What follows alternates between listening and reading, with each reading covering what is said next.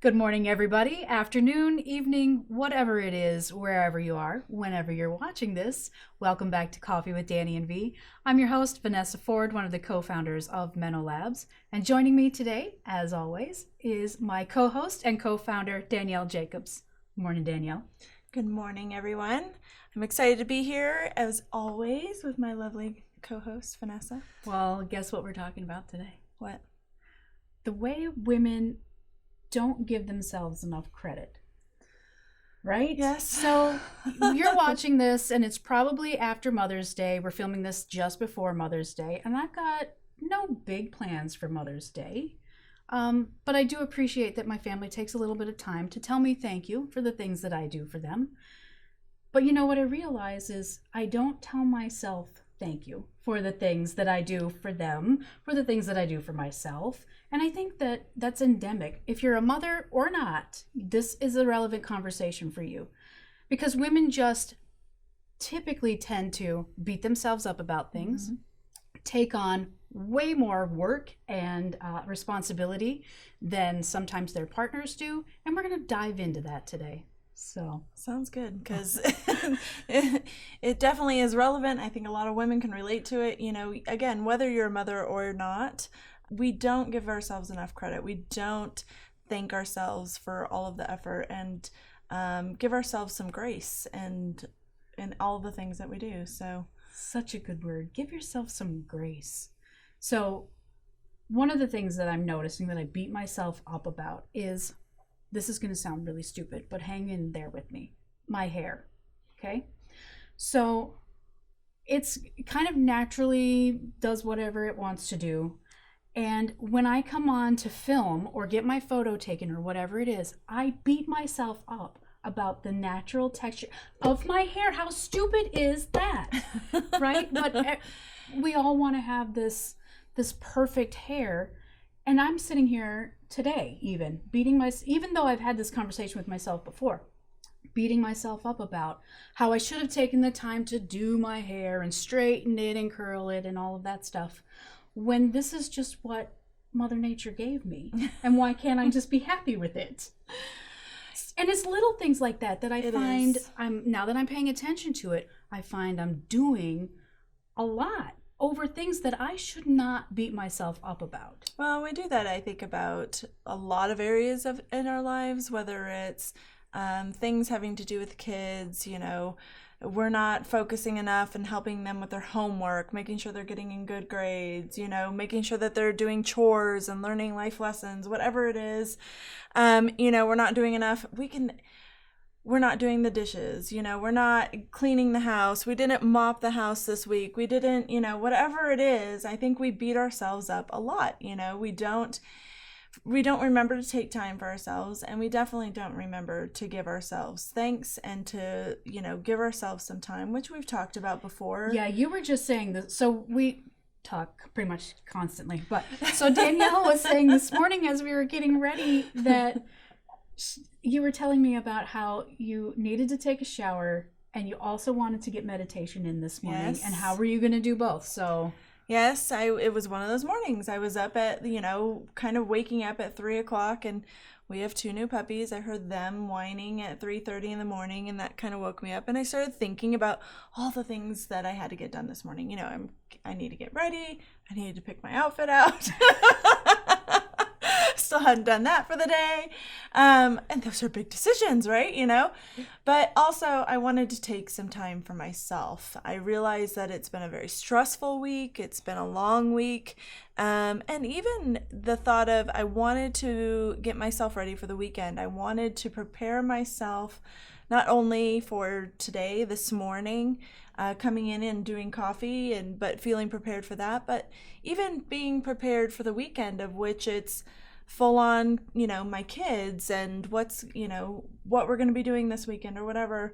I just needed that like quiet moment. So I said, I knew I needed to get in the shower and take a shower, and I knew I wanted to get meditation in. For me, that was the biggest thing, because that was what was going to really help me calm myself, my nerves, my anxieties from the week, all of this stuff that was going on. And so I got in the shower and I even took a longer shower. Like I just kind of relaxed in the shower, and that was even nice. Like it was nice to be able to not feel rushed and okay, I got to get to work. I got to, do this, I got to do that. So yes, I got up earlier and I may feel slightly more tired because of that, but I was able to get some really good relaxation. It's interesting how I was thinking about it. I was like, okay, I'm going to be tired because I got up earlier, but I actually feel more relaxed, even though I got up earlier, because I was able to take that time for myself. I was able to give myself a little bit of time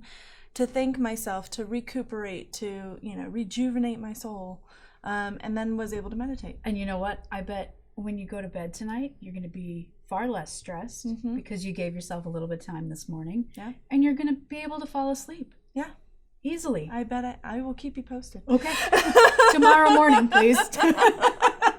5 minutes after you fall asleep, text somebody because you fell asleep. So, I also wanted to touch on a little bit on, I love to read the New York Times. That's like my thing that I do in the morning before I get ready. I have a digital subscription on my phone. My husband is old school. He still gets the physical paper, but I like to read it on my phone while I'm drinking coffee and snuggling with the dog. And so I was reading this great article about women's work and how a lot of what we do, outside of what we do as a career, but what we do in the home is unpaid labor. And we were talking about it this morning, and I think the word you were looking for was maybe second shift. Yeah. Yeah, how women come home from, an 8, 10, sometimes in our case, 12, 14-hour day. Yeah. And then we go into a second shift of parenting and, even the household. Yes. And even though my daughter is, 24, I still feel like she's living in the house because of COVID. And I feel like, okay, I need to seek out time to interact with her and have a positive interaction. And she's perfect. I think she's perfectly content to be on her phone with her friends and that. But I want to, she's in the house. I want to take this time that we have together. So I make sure to do that. And the dogs are needy and like children, like toddlers sometimes, and they want to snuggle and all of this stuff. And it's just all of these little things. I was saying to my husband the other night, we were getting ready to go to bed, and I said, okay, I think I'm ready for bed, because he gets sleepy way earlier than I do. So I said, I think I'm ready to go to bed. And he said, great. And he went in and he laid down and he was like, that was it. And I said, I love how you think when I say it's time to go to bed. That's what we do, right? Because I'm sitting there thinking, okay, I got to give Zoe her medication before we go to bed. Right? I got to close the curtains. I got to make sure the coffee pot is set up. I got to do this. I got to do that. And then I got to go do my skincare routine. Like, go to bed for me is way different than go to bed for my husband. And then you lay down and then you're rethinking through, did I do this? Did I do this? Did I do that? Oh, I've got that tomorrow. I've got that tomorrow. Am I ready for that? Oh my goodness, all the time. Yeah. All the time. That might as well be third shift, right? The third shift. That's actually a good point. Probably is. Because we don't just stop when we don't. lay down. We don't. And we don't. So the thing that they talk about with women and we don't ever stop. And that is that second shift that we talk about, that unpaid labor that affect so many women. And our stress levels and our anxiety levels. Yeah, and if you're having estrogen fluctuations, good luck with that, right? Yeah. So you're already having, biologically things within your body that are happening that are affecting those things. And then you have things that are happening in life, that are things that we sometimes don't pay attention to. And the thing with second shift is we don't actually think that it's work, and it is.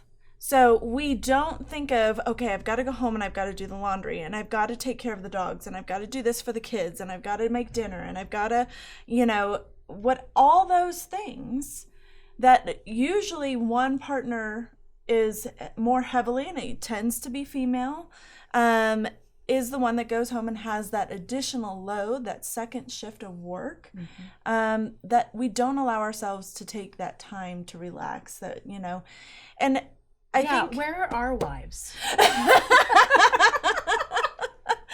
I think a lot of men are starting to understand this, as Yeah, absolutely. as women are getting out of the home more, and because that was the thing, though, was the men went to work and they had the stress of work, and then women stayed home and they had the stress of the laundry and the dishes and the kids and all that stuff. Which was still unpaid labor. And then as we shifted and women started actually going into the workplace, this is just how it's been. We took on not only the workplace, but we kept the second shift. Yeah. And then as things are progressing, things are changing. The world's changing, and that's an amazing thing. I love seeing all this progress that, humans are making, because the other thing they're making progress on is menopause. They are paying attention to menopause. They're understanding menopause. Women are paying attention. We're getting to this generational shift, and we talked about that the other day, that I think is going to be really cool. We have got some different blog articles, some app content, different things that we want to go in and talk about this generational shift.